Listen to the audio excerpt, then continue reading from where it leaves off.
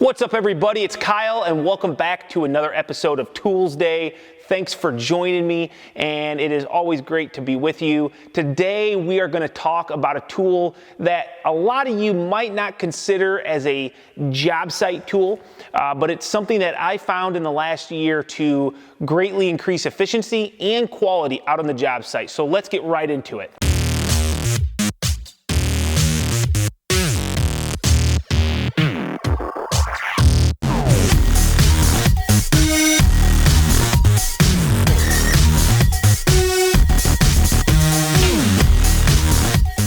All right, guys, we are talking about the track saw. And I know a lot of you might be thinking that is reserved for a cabinet shop or, a place where you're gonna do some fine carpentry. But I promise you, ever since I've gotten a track saw, it has become a lot more heavily used out on the site. And I think it makes me a lot more efficient. So today we're talking about the Makita Track Saw. Specifically, I also use the DeWalt Track Saw. And I would say, comparing both of them, just right, generically, I'm gonna say the Makita is more refined, more comfortable to use, and just, in my opinion, does a better job, but we're not really doing a side-by-side comparison. Maybe we'll do that later. The Makita is gonna use two batteries, two 18-volt batteries, and that is going to get it 36 volt. That's where they get their runtime, their power for this track saw. It's a brushless motor. It runs about 6,300 max RPM. It's got a 0-degree cut depth of 2 3/16, so it's a nice cut depth. You can get through a lot of material, no problem. And at a 45-degree bevel, you can get 1 9/16. Now, another nice feature is that it has an electronic brake, which is always nice on a tool because when you're done using it, you don't want that saw blade to just keep spinning. It also has some technology built into it that is going to automatically increase the speed or torque depending on what you are cutting to optimize efficiency, so that is nice. But you've also got a little bit of an adjustment on the back side of the saw where you can change the speed just manually. One of the other nice things when you're making plywood cuts specifically is there's a lot of dust, especially dealing in OSB, and you got this 1.5" outside diameter dust port, so you can hook it up to a vacuum really easily, very common vacuum size, and it does a really good job at sucking that dust up, so we'll see that probably later. Another nice thing is it's got two detent features, so it will automatically stop at 22.5 and 45. You can go past 45 a few degrees, and you can also go -1 degree, I do believe. I don't ever really go -1. I'm always just gonna go probably +1. So I don't ever go that way. You've got your different adjustable depths, so you can make it stop at a certain depth so you don't cut too deep when you're going through some thin sheet goods. And you've also got an ability to put multiple tracks together. So the standard track is gonna be 55 inches, and you can put two of these together. That way you can rip either sheet goods, like 4x8 sheet goods, the width-wise, or you can put two together and go lengthwise. So that's a nice feature, and that's kind of what I wanted to talk about, is more or less not just this tool, but how it can be used efficiently out on the job site. So I think we've talked enough about the specs. Let's get into some of that. So here we go. Typical contractor is going to have something like this circular saw. Everybody's seen one. Most people have used one, especially as a contractor. And we're just going to go through kind of the steps that it takes to cut a simple piece of 3/4 sheet good with a circular saw. So first thing you're probably going to do is you're going to come on one side of your material. You're going to make a mark, and then I'm going to walk to the other side of my material and make another mark. Next, you're going to take your snap line, hook that mark, go to your other mark, oops, snap. Now before you do any cutting, you're gonna wanna make sure you got your hearing and eye protection in. And then you're gonna try to cut this line as perfect as possible.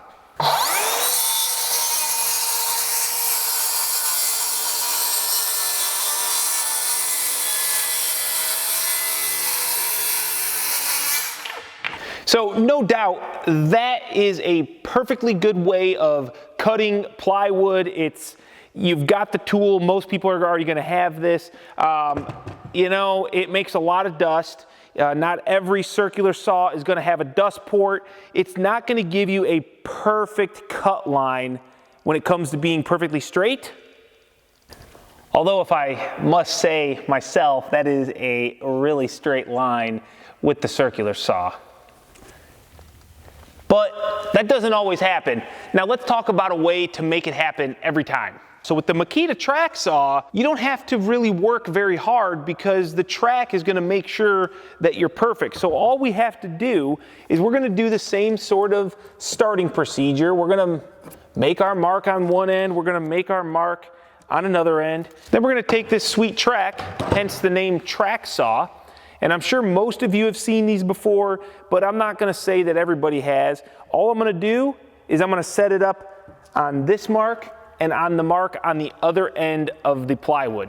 Now that we've got our marks, all we're gonna do is put the saw right in the track so it glides nice and free.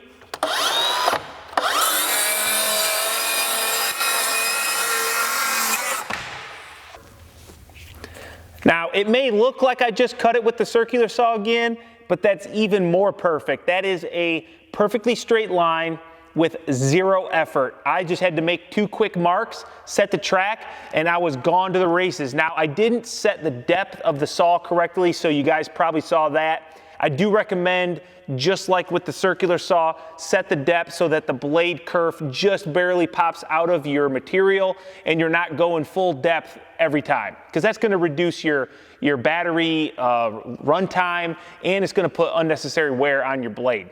So just so I don't assume anything, what I'm talking about is setting the depth of the saw so that when you plunge cut, it doesn't go too deep. So all I'm gonna do is just double check so that the blade is just barely making its way out of the material down here. So you can see that. And I've got a stopper. That way I won't go too deep next time when I make my cut. And that's gonna be the most efficient way to make your cut through material. Now, the even sweeter thing about most track saws is that they're going to have built-in dust ports. We already talked about it. The Makita has the 1.5" outside diameter dust port already on it. And so what that's going to allow you to do is not only make sweet, clean, perfect cuts, but it's also going to allow you to keep the dust down on your job site. Maybe you're inside and not always outside where the dust kind of flows. Now we're going to go ahead and hook it up to the Makita 36-volt cordless or corded vacuum. This is a HEPA filter. We're not doing a review on this, although I feel like we're really heavy on Makita today. And you know, Makita, I'm throwing you a bone. I'm just saying. But anyway, this thing can run on batteries, but I don't recommend it. It doesn't have a lot of sucking power. So whenever possible, I go ahead and just plug it right in because it's definitely going to do a lot better job. So let's go ahead and make a couple cuts with the track saw, the vacuum, and let's see the difference.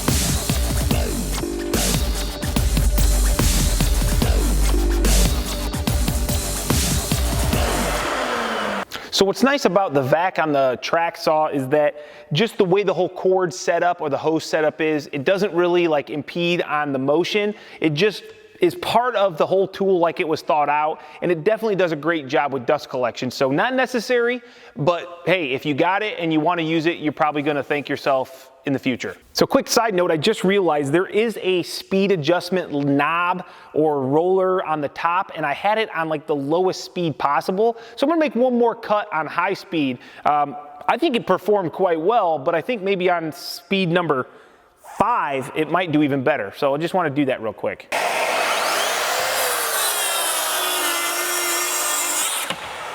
Now, I don't even know if that made a difference going to the high speed, and that might have something to do with the auto speed adjust that's built into this saw. So it's gonna sense that torque that I was needing, even though I was down on speed number 2. And went right through it, no problem. So that's a cool feature, I think. Really didn't notice the difference between 2 and 5. Take that for what it's worth. But great saw. It does a great job.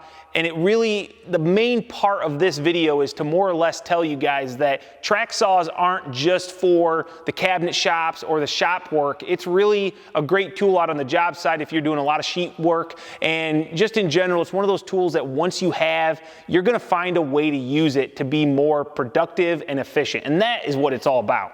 So there you go, guys. I hope this video is helpful. Maybe you guys are gonna look to maybe up your game and go out and get a track saw. There's a couple different options. You guys have seen me use the DeWalt track saw, which I really do like. And once again, this isn't about a Makita or a DeWalt or a review on the actual tool itself as much as it is the idea behind going out and getting a more efficient tool for the job. The Makita, I think, is more refined, smooth, and just seems to perform really well, but I use the DeWalt out on site a lot because I just feel like it's rugged, and you throw a flex volt 12-volt battery on it and it will rip forever. So take that for what it's worth. Let's go ahead and wrap this up. If you guys enjoyed the video, make sure you hit that subscribe button, smash that like, as Peter McKinnon would say, and by all means, drop a comment down below what you guys think. Is a track saw a good idea on your job site?